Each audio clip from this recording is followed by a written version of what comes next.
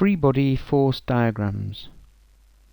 Diagrams of the forces involved in very simple situations can easily get very complicated. Here we have the simple situation of a table on the ground. The table is going to push down on the ground here and here, which we call the reaction force or normal contact force, and I've labelled this R for reaction force on the ground by the table. Also, the table's in equilibrium, it's not falling down, so the ground must be pushing up on the table, and this is the reaction force on the table by the ground, again acting on both legs. The force causing the table to come down is the weight acting on the table due to the gravitational field of the ground, so this is the weight on the table by the ground. But the table also has a gravitational field which causes a weight on the ground due to the table coming up. If we go one step further by adding a ball to the table, the ball will be pushing down on the table, so we have the reaction force on the table by the ball. The ball is in equilibrium, it's not going through the table, so the table must be having a reaction force on the ball due to the table. The ball has weight, so this is the weight of the ball due to the ground, and the ball itself has a gravitational field causing weight of the earth or the ground due to the ball. Clearly, the situation of a ball resting on a table, resting on the ground, is rather more complicated than you might first think.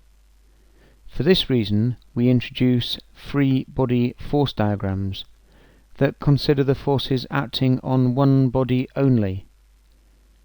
Here I'm showing the table, and in this free body force diagram I must just show the forces acting on this table. Well, we had the reaction force on the table due to the ground, we had the weight of the table due to the ground, and we had the reaction force on the table due to the ball.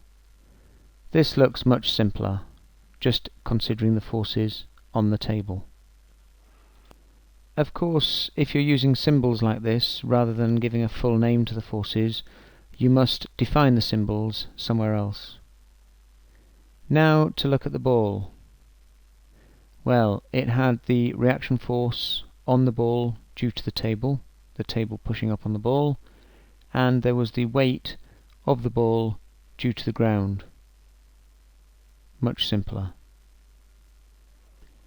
When drawing free body force diagrams, a few things to consider. Firstly, keep it simple and two-dimensional. Often a box or a circle will do. If you have a person holding something in two hands, you may have to draw a simple stick person, but certainly don't try to do a lovely three-dimensional artistic drawing. Only show the forces acting on the one body shown. If necessary, draw 2 or 3 different diagrams for the different bodies involved. Label the forces clearly, and as I said, if using symbols, you must define the meaning of your symbols. Now to look at a few other examples of free body force diagrams. Here we have a skier going down a slope. You'll see I've drawn a box rather than trying to draw a person. There's no need for us to draw the ground. In fact, we shouldn't draw the ground. The forces involved. Well, there is the weight of the skier acting directly downwards. There is the frictional force, which will act against motion, in this case up the slope. And there is the reaction force, or normal contact force, which is at 90 degrees to the ground, or the slope in this case. Another example. Here we have an aeroplane. The forces involved, well, the wings are producing lift, which produces an upwards force. This counteracts the weight acting downwards. The engines will provide a thrust force in the direction of motion, and there will be a frictional or drag force in the opposite direction to motion. And finally a boat. Again there will be the weight acting downwards, in this case balanced by upthrust due to the displacement of water. The engines will provide thrust in the direction of motion, and there will be frictional force or drag opposing motion.